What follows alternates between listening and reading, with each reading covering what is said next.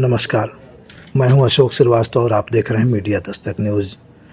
बस्ती में गौ सेवा आयोग के उपाध्यक्ष महेश शुक्ला पर वरिष्ठ पत्रकार विपिन बिहारी त्रिपाठी और उनके परिवार को जान से मारने की धमकी देने का गंभीर आरोप लगा है। नाराज पत्रकार ज्ञापन देने कलेक्ट्रेट पहुंचे, लेकिन डीएम ने ज्ञापन लेने से मना कर दिया। फिलहाल पत्रकारों ने असिस्टेंट कमिश्नर और पुलिस अधीक्षक को ज्ञापन देकर एफआईआर दर्ज कराने की मांग की है। ये रिपोर्ट देखिए मीडिया दस्तक की, लेकिन इससे पहले आपसे निवेदन है, आप चैनल पर पहली बार आए हैं तो इसे सब्सक्राइब कर लें और बेल आइकन भी दबाएं, जिससे ऐसे वीडियो न्यूज़ आप तक आसानी से पहुंचते रहें। ब्यूरो रिपोर्ट, मीडिया दस्तक, बस्ती, उत्तर प्रदेश। जिंदाबाद, जिला प्रशासन की मनमानी नहीं चलेगी, नहीं चलेगी। जिला प्रशासन की मनमानी नहीं चलेगी, नहीं चलेगी। जिला प्रशासन की मनमानी नहीं चलेगी, नहीं चलेगी। सरकार के ऊपर अभद्र टिप्पणी की गई है। आप लोगों ने ज्ञापन भी दिया है, मांग भी किया है।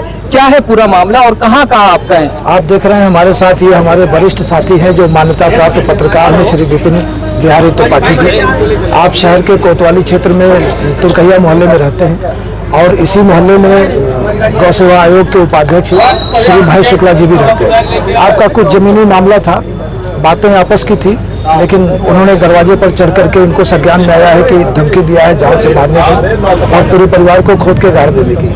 पत्रकार समाज इससे आहत है। आज हम लोगों ने नेशनल प्रेस क्लब की ओर से डीएम और एसपी कमिश्नर को ज्ञापन देकर के न्याय की मांग किया है। इस बीच में एक सबसे दुखद और दुर्भाग्यपूर्ण बात यह है कि जिलाधिकारी के पास हम लोग ज्ञापन देने गए और जिलाधिकारी ने ज्ञापन लेने से इनकार कर दिया। उत्तेजित पत्रकारों ने वहाँ नारेबाजी भी की है। अभी तक बस्ती में कोई ऐसा जिलाधिकारी नहीं आया जिसने पत्रकारों का ज्ञापन लेने से मना कर दिया हो। निश्चित रूप से लोकतंत्र के लिए बहुत ही शर्मनाक स्थिति है। कहाँ जाएगी जनता, पत्रकार कहाँ जाएगा, पीड़ित कहाँ जाएगा, किससे फरियाद करेगा और कैसे न्याय की उम्मीद की जाए जब जिलाधिकारी जैसे महत्वपूर्ण पद पर बैठा हुआ व्यक्ति कोई ज्ञापन लेने से मना कर दे।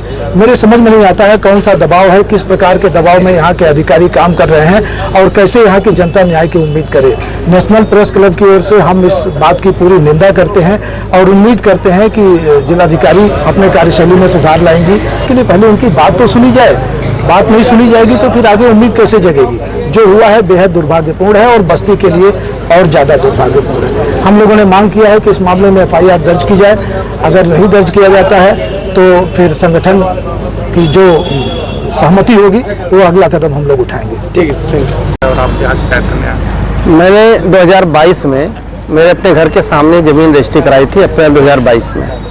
वो दाखिल खारिज भी हो चुका है, सारी चीज़ें हैं। उसी को वो कब्जा करने के लिए महेश कुमार शुक्ला जी परसों सुबह 9:30 बजे आए हमारे घर पे। जबरदस्ती घुस आकर के गाली देने लगे, निकलिए, कैसे आपकी हिम्मत हुई कि आपने ज़मीन को रजिस्ट्री करा लिया। मैं यहाँ 2 साल से मैं यहाँ का मैं जमींदार हूँ और बिना हमसे पूछे कैसे आपने ज़मीन रजिस्ट्री करा ली।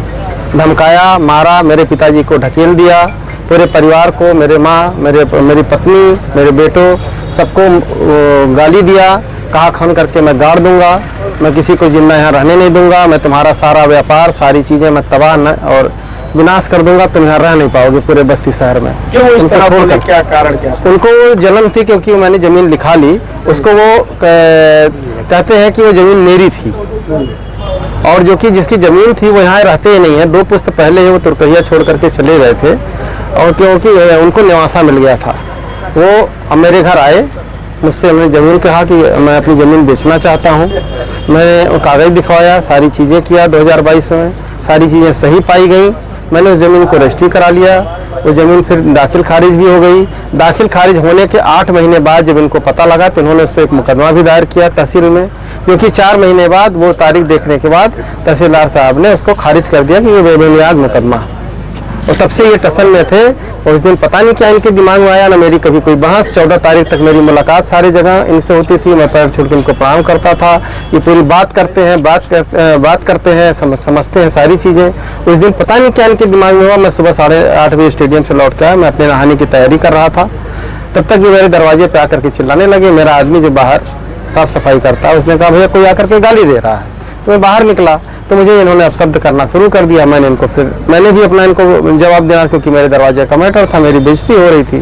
तो मैंने इनको भी जो वो बोलते गए मैं उसका जवाब कोई कार्रवाई देता हुई? चला गया। कोई कार्रवाई अभी तक नहीं हुई है। मैं 27 तारीख को ही कोतवाली और सीओ साहब को और एसपी साहब को दे चुका हूं। अभी तक मेरे में कोई एफआईआर नहीं हुआ है और मुझे साक्ष्य है आपके पास? साक्ष्य मेरे पास पूरे हैं, वीडियो है, जिसको वीडियो को मैंने सारे प्रशासन अधिकारी को दे दिया है, सारी मीडिया को मैंने दे दिया है और सारी चीज़ों पे सभी लोगों ने देखा है और अभी तक मेरा एफआईआर दर्ज नहीं किया गया है। आश्वासन मिला? आश्वासन ये मिला है कि हाँ एफआईआर दर्ज हो जाएगा और आपके लिए आपको सुरक्षित, मैंने पूछा कि मेरी सुरक्षा का क्या होगा तो उन्होंने आश्वासन दिया है कि आप सुरक्षित हैं, कोई आपको दिक्कत नहीं होनी पाएगी। क्या चाह रहे हैं आप इस मामले में? हम सिर्फ ये चाह रहे हैं कि मेरा एफआईआर दर्ज हो जाए और मुझे कुछ नहीं करना है।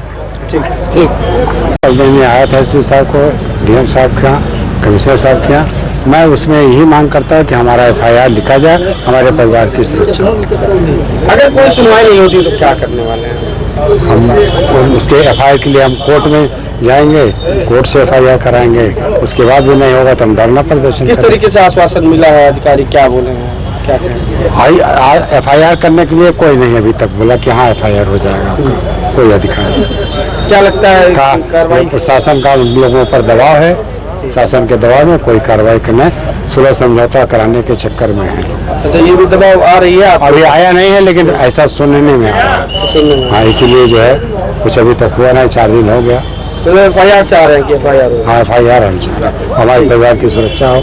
मैं इसी तरह कभी भी आके घर पे चढ़ के एक बार कर सकते हैं तो कई बार कर सकते हैं। जान से मारने की, जमीन में गाड़ने की, पूरे परिवार को धमकी दे रहे हैं, जो सब लोग देख रहे हैं। ठीक है, सर।